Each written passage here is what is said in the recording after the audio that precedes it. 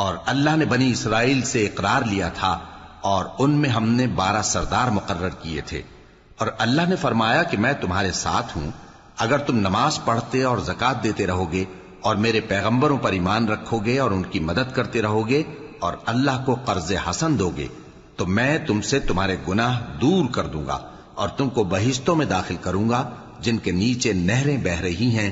پھر جس نے اس کے بعد تم میں سے کفر کیا تو وہ سیدھے رستے سے بھٹک گیا۔ پس ان لوگوں کے عہد توڑ دینے کے سبب ہم نے ان پر لعنت کی اور ان کے دلوں کو سخت کر دیا۔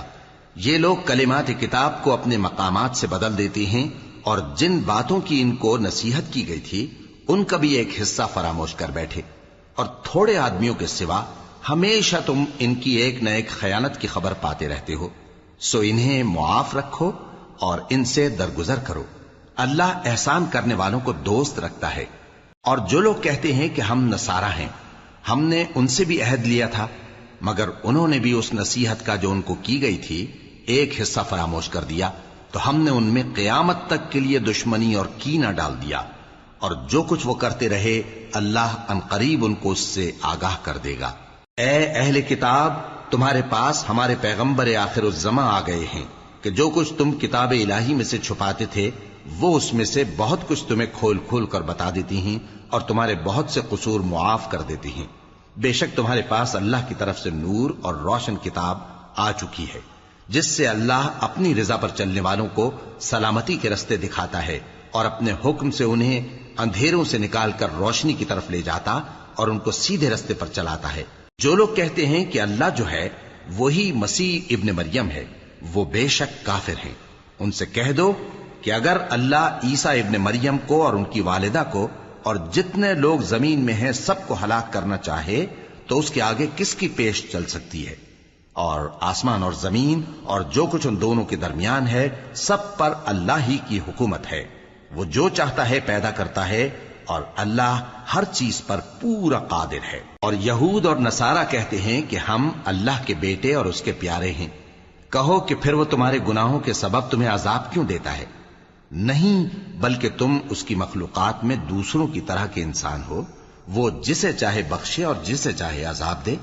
اور آسمان اور زمین اور جو کچھ ان دونوں کے درمیان ہے سب پر اللہ ہی کی حکومت ہے اور سب کو اسی کی طرف لوٹ کر جانا ہے۔ اے اہل کتاب، پیغمبروں کے آنے کا سلسلہ جو ایک عرصے تک منقطع رہا تو اب تمہارے پاس ہمارے پیغمبر آ گئے ہیں جو تم سے ہمارے احکام بیان کرتے ہیں، تاکہ تم یہ نہ کہو کہ ہمارے پاس کوئی خوشخبری یا ڈر سنانے والا نہیں آیا۔ سو اب تمہارے پاس خوشخبری اور ڈر سنانے والے آ گئے ہیں اور اللہ ہر چیز پر قادر ہے۔ اور جب موسیٰ نے اپنی قوم سے کہا کہ بھائیو، تم پر اللہ نے جو احسان کیے ہیں ان کو یاد کرو، کہ اس نے تم میں پیغمبر پیدا کیے اور تمہیں بادشاہ بنایا اور تم کو اتنا کچھ عنایت کیا کہ اہل عالم میں سے کسی کو نہیں دیا۔ اے بھائیو، تم ارض مقدس یعنی ملک شام میں جسے اللہ نے تمہارے لیے لکھ رکھا ہے داخل ہو چلو، اور دیکھنا مقابلے کے وقت پیٹھ نہ پھیر دینا ورنہ نقصان میں پڑ جاؤ گے۔ وہ کہنے لگے کہ موسیٰ، وہاں تو بڑے زبردست لوگ رہتے ہیں اور جب تک وہ سرزمین سے نکل نہ جائیں ہم وہاں جا نہیں سکتے۔ ہاں، اگر وہ وہاں سے نکل جائیں تو ہم جا داخل ہوں گے۔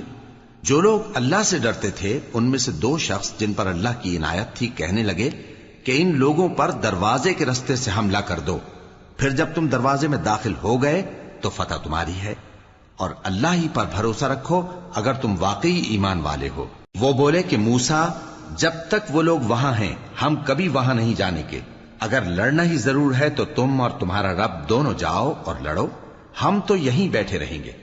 موسیٰ نے اللہ سے التجا کی کہ پروردگار، میں اپنے اور اپنے بھائی کے سوا اور کسی پر اختیار نہیں رکھتا، سو تو ہم میں اور ان نافرمان لوگوں میں جدائی کر دے۔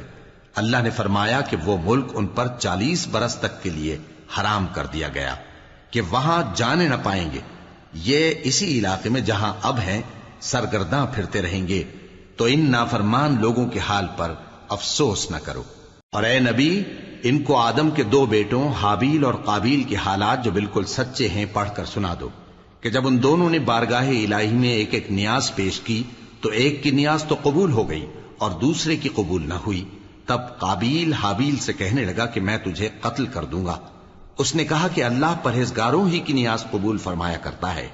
اگر تو مجھے قتل کرنے کے لیے مجھ پر ہاتھ چلائے گا تو میں تجھ کو قتل کرنے کے لیے تجھ پر ہاتھ نہیں چلاؤں گا۔ مجھے تو اللہ رب العالمین سے ڈر لگتا ہے، میں چاہتا ہوں کہ تو میرے گناہ کو بھی سمیٹ لے اور اپنے گناہ کو بھی، پھر تو اہل دوزخ میں سے ہو جائے، اور ظالموں کی یہی سزا ہے۔ آخر اس کے یعنی قابیل کے نفس نے اس کو اپنے بھائی کے قتل ہی کی ترغیب دی تو اس نے اسے قتل کر دیا، پھر خسارہ پانے والوں میں ہو گیا۔